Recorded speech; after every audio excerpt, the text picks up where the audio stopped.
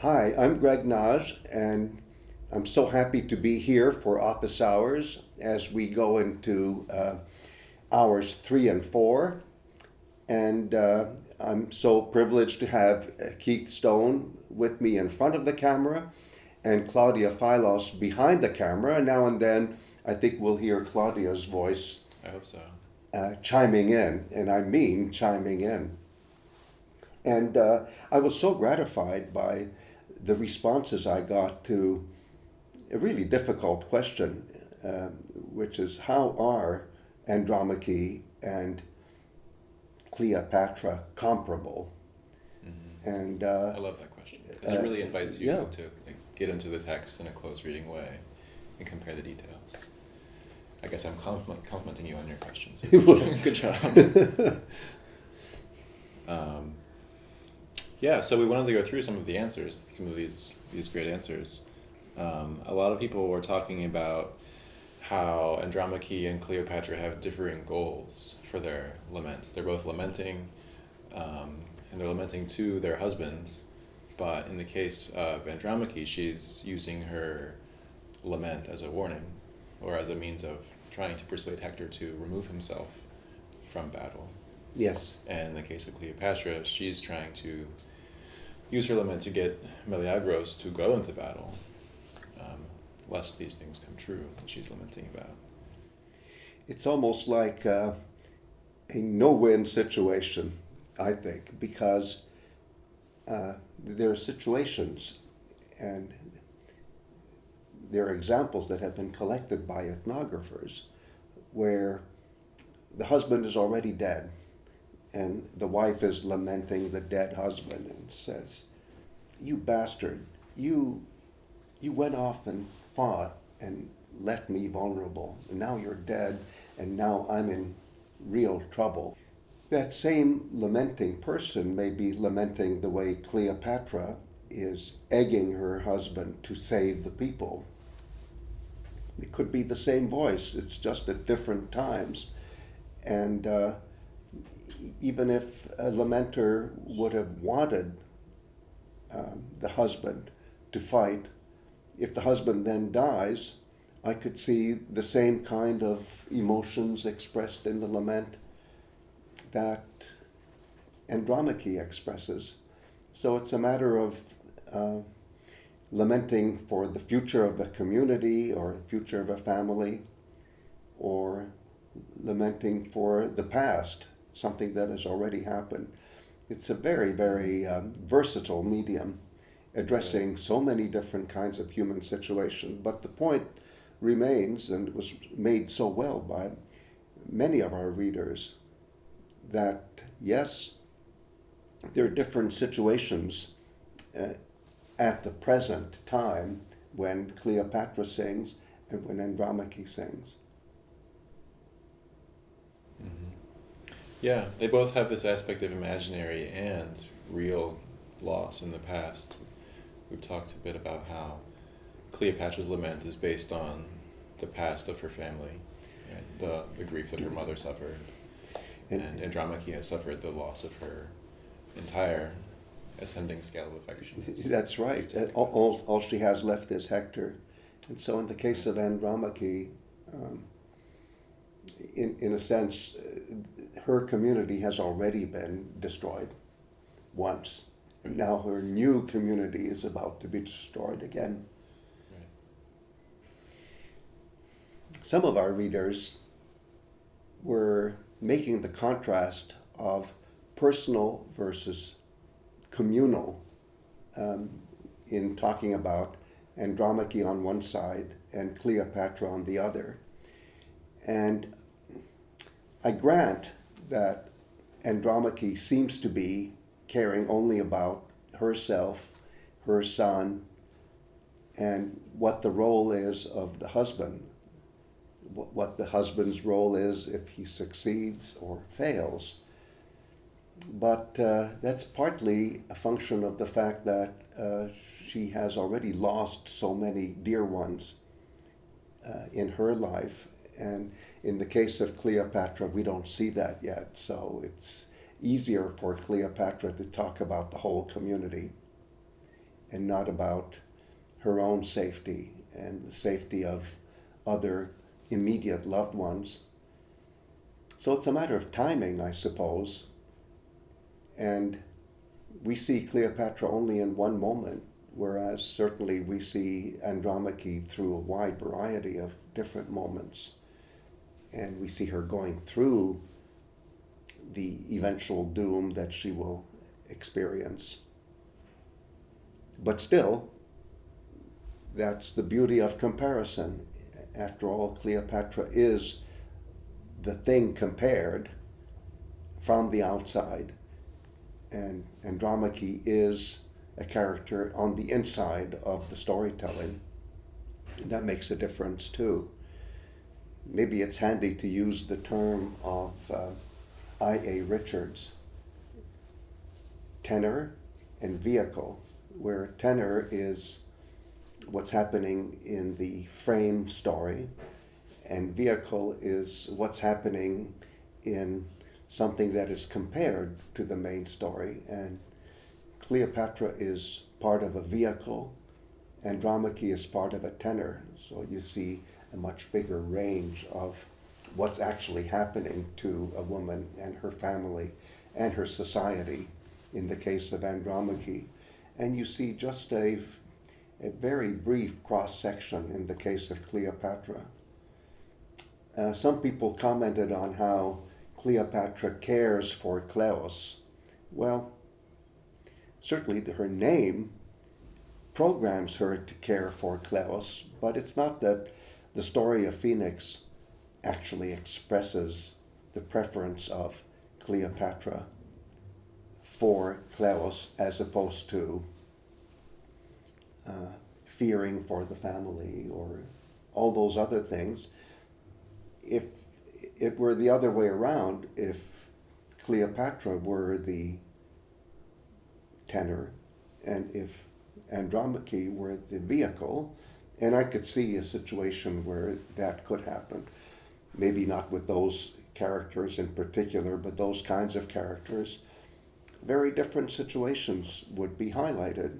And that's the beauty of the song culture, is you have so much variety. But that is not to take away from the perceptiveness of our readers who do notice where the focus is really intensified on one situation, and then other cases where there's a more general sweeping view of what can happen. Mm-hmm. And maybe Cleopatra is focused more on Kleos in the sense that she's a reflection or a foil for Achilles, who is so focused on Kleos. I think that's a very good way to put it, is we just see one side of her, whereas we see many sides of Andromache. Can we get back to something that Mary wrote? Mary Loeb, or Loeb perhaps. It's so great that you are citing the text, the primary source, and you're not the only one, but it really is a wonderful thing, and it's a sign that close reading is going on. Something that I look forward to reading student papers. Yes, I could so understand that. And it really keeps you on track. A personal note, which is that I do know Mary, and we've actually traveled on a travel study program together, and she is such a good reader of the text, and she's also a good traveler who really picks up details. And one particular detail that I loved reading from her is her mention of the work of Casey Douay on lament traditions. And I know that Mary has read this brilliant piece of research by a young colleague, Casey Douay, and I'm just very happy to see the dots connected so well by somebody that I happen to know in the course of our reading things together and even traveling together. Since we're talking about Mary's post, I see at the end that she asks about the meaning of the name Andromache. Ah, yes. And I don't know that. I mean, I know the general meaning, but Well, do you have any thoughts about Andromache's name? I would say that it's one of those names that shows Amazon-like characteristics for a woman. And the Iliad doesn't play up the Amazon-like features of Andromache, but certainly her name is an Amazon name. It's the fighter of men. It's a little bit like Antianera, which means not anti-men, but a rival of men, in battle. And the examples can be multiplied. A lot of these female heroes have a martial side that is played down in our version of the Iliad.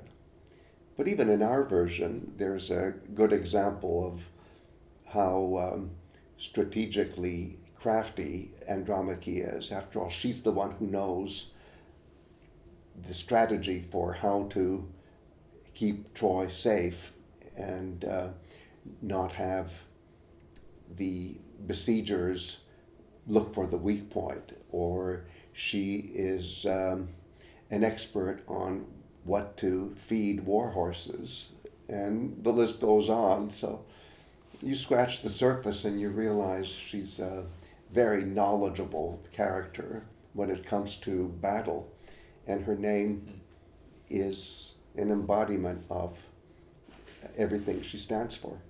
And here we see a duality, or I don't know, a two-sidedness. It seems like kind of polar opposites, but maybe it's not so much in ancient Greece, and that's what I'm learning here, is that we see Achilles is a lamenter, and I mean he's singing the Kleopatra and Andromache, which is bound up with lament forms, but he's also he's someone who knows something about fighting.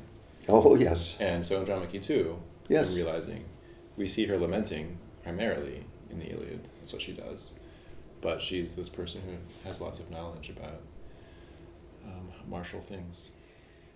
And that's why when Plato talks about how Homer is the best teacher of things that happen in war, and I'm using the term Plato in the broadest sense. Technically, it's Plato's Socrates who says what Plato says. But in any case, yes, Homeric poetry teaches about life and death in war. It's not that it teaches you how to conduct an actual military operation, but everything that has to do with the human resources that go into this wrenching experience of war is explored to the fullest. And the experiencing is on the part of women as well as men. And so women are just as much experts in war as men are in Homeric poetry. So Greg, one of the things one of our participants pointed out is that Andromache goes to the wall, and we see other scenes where women go to the wall, and so they are at that space. Oh yes. And they do have a chance to be knowledgeable about what's happening, then tell the story about it, right? Is Absolutely. that part of that? It is part of it. They're part of the story, and they're how shall I put it, involved in the war just as much as men are. And they pay the price in ways that are just as full of suffering and sometimes death. Mm-hmm. And sometimes in the battle, Penthesilea is in the battle, not in our Iliad. And then you have that. You have female characters who are actually warriors, and that happens not only in Greek epic traditions, it happens in other epic traditions that are linguistically related to the Greek tradition. Annotation exercises. I want to reassure people who feel sometimes inadequate because the answers seem so difficult that, hello, they're meant to be difficult, and I designed them as difficult questions. They're difficult questions for me too to answer, and each time I reread these questions, I have to ask myself, do I have all the elements of my reading experience at hand to be able to answer? Because you really have to internalize what the storytelling has been leading up to. And these questions are meant to test us, and that includes me, about whether we're tracking all the things that we need to keep in our minds and hearts as we're reading along. And some answers, I think, are deeper, others are more superficial, and that has to do with maybe the mood we're in when we're trying to answer something, or how much we are recalling at the moment when we're asked a question. And I think it's good to try to answer these questions in reflective moments when you do have time to think, collect your mind about what has been going on, and what are the important things, who are the important people. All those things have to keep being tracked, and it's very easy for any of us to lose track of this or that or the other vitally important element. So it keeps us honest, and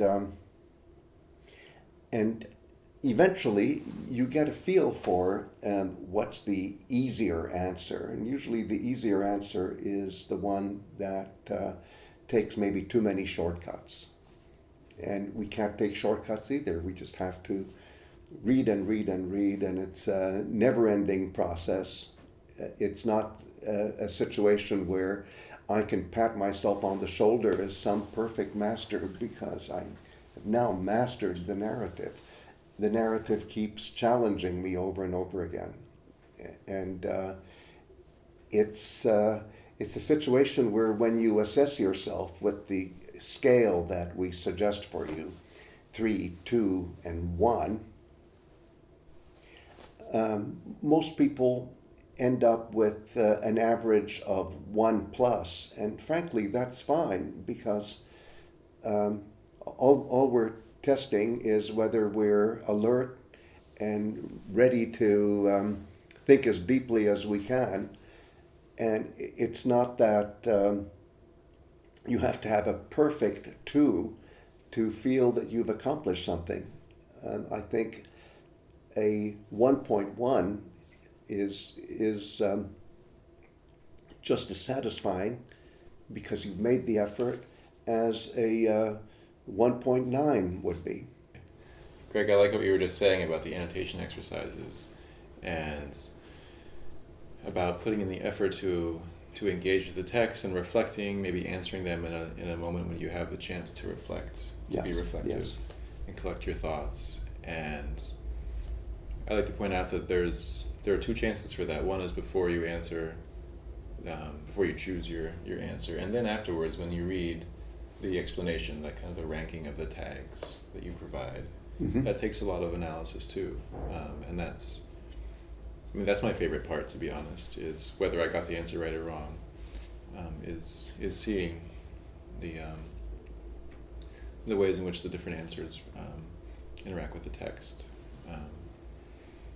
But Claudia was saying, I should say this, if you're worried about the annotation exercises being too hard, don't worry, because there are many ways we have set up for you to succeed. If you look on the FAQ page, you'll see that the annotation exercises aren't the only thing there. There's the content questions, and there's the self-reflections. So take some comfort. And low grades are dropped. Many low grades are dropped out totally before your total is figured. And you're not seeing that yet at this point in the project. But as we get closer to the end of the project, when you look at your progress page, you'll see some of those lower grades drop off. And no one has this mastered at hour 1. No. It's a learning process, and just keep with it. It's just going to get easier and more fun. It does get easier. You're going to keep learning. But as many years as I've done this, and not as many as you, but I still have to think hard about a lot of the answers. Oh yes. And I like what you said on another occasion about how people sometimes find Homeric poetry difficult to read. They think, why is this the way that it is? It must be wrong. And I forget how you say, well, maybe the Homeric Iliad is meant to judge you. Yes. Yes. To show if you're understanding things correctly, and the annotation exercises are kind of the same in a way. Yes. They're a good test. It's certainly not a situation like what you have in consumer reports where the consumer is asked to rate what is being consumed. Well, how satisfied am I with the Iliad? Should I give it on a scale of 0 to 10? Oh, I'll give it a 5 or 6. But Odyssey, I like that more. I'll give it a 7. And I say, well, maybe the Odyssey and the Iliad are judging you and giving you What kind of a reader is this what person? what kind of a reader are you? A grade for that, so to speak. And am I worthy to engage with this? Because it is a very noble and uplifting and elevated medium. It keeps you on your toes, and that includes you and me.